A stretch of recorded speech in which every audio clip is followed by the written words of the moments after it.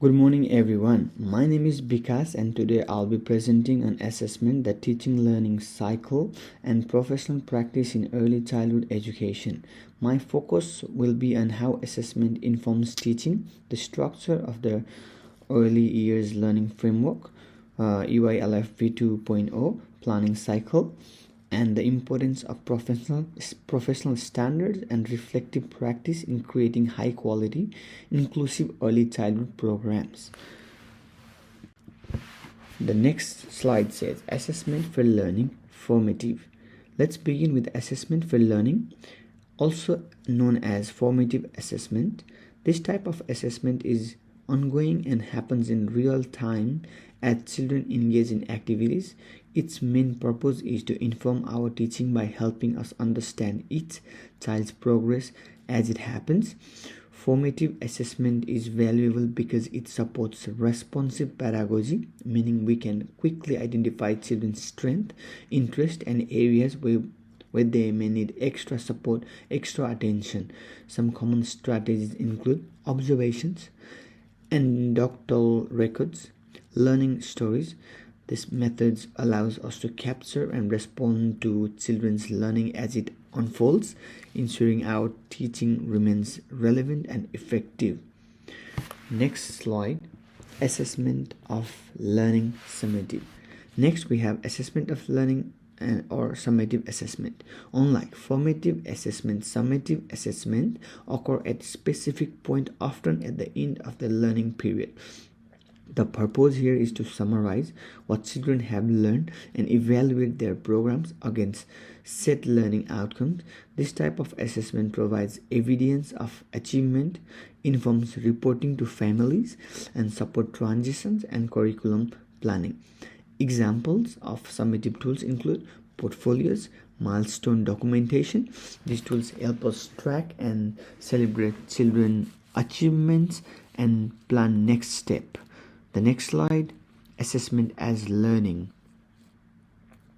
The third type is assessment as learning. This approach actively involves children in the assessment process, empowering them to reflect on and contribute to their own learning journey.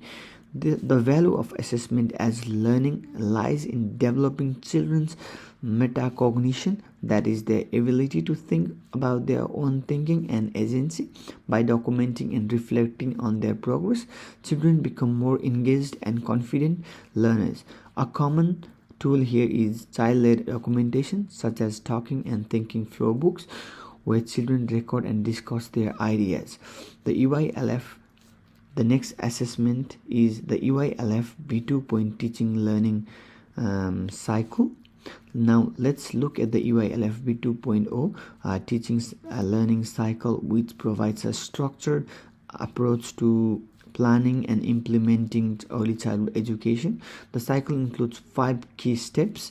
Those are observe, assess, plan, implement, and evaluate. I want to explain. Observe, documenting children's interaction and play to identify their interest, and assess, using holistic approach and family input to analyze learning data in cultural context. Plan, designing intentional play-based experiences tailored to children's need. Implement, using inclusive resources and scaffolding learning, ensuring cultural responsiveness. Evaluate, critically reflecting on effectiveness of strategies with colleagues and families. Next slide goes linking cycle steps to learning outcomes. Each step in teaching learning cycle connects directly to one of the 5 EYLF learning outcomes. Cycle step linked learning outcome focus areas: observe, assess, plan, implement, evaluate. Observe, allow for confident learners. Assess, allow to connectedness. Plan, allow 5 effective communicators. Implement, LO1 identify. Evaluate, LO3 well-being. This alignment ensures our planning and teaching are purposeful and holistic. Next slide says about professional standards and quality practice. The EYLFP 2.0 is underpinned by the Australian Professional Standards for Teachers, which guide quality practice. Some relevant standards include Standards 2.5.2, Standard 4.2.4, Standard 5.1.2, where Standard 2.5.2 says applying literacy and numeracy strategies such as storytelling for language development. Standard 4.2.4 modeling inclusive practices by adapting environments for children with disabilities. Standard 5.1.2 says using assessment data to refine teaching, adjusting activities based on formative feedback. These standards ensure we maintain high quality, inclusive, and responsive teaching practices. Next slide says modifying practice through data and family feedback.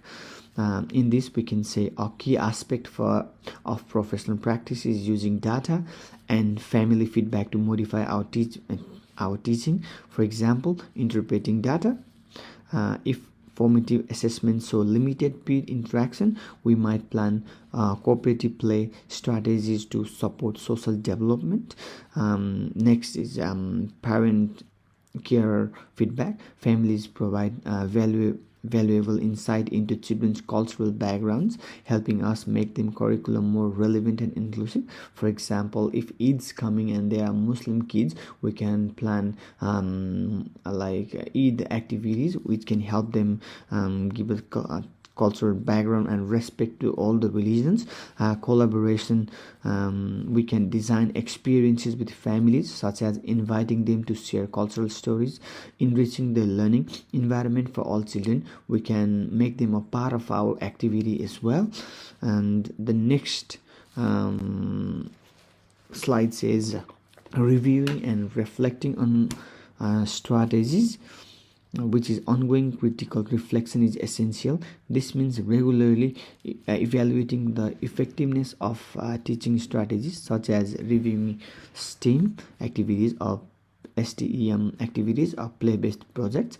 Based on children's engagement and feedback from families and colleagues, we adjust resources, scaffolding, and strategies to better support learning.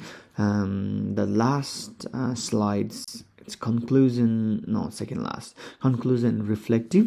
We can say reflective statement. In conclusion, effective early childhood practice integrates the EYLFP 2.0 principles such as equity, partnership, and cultural responsiveness with dynamic assessment approaches and professional standards. By critically reflecting on data and family feedback, we create inclusive play-based environments that foster all children's learning, development, and well-being.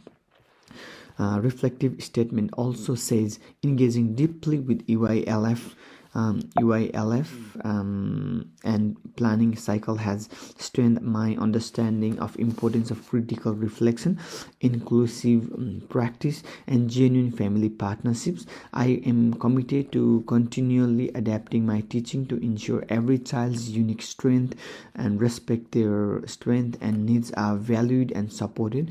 Thank you for your attention. This is the reference part. I welcome any questions or reflections you might have. Thank you so much. This is Bikas here presenting. Thank you.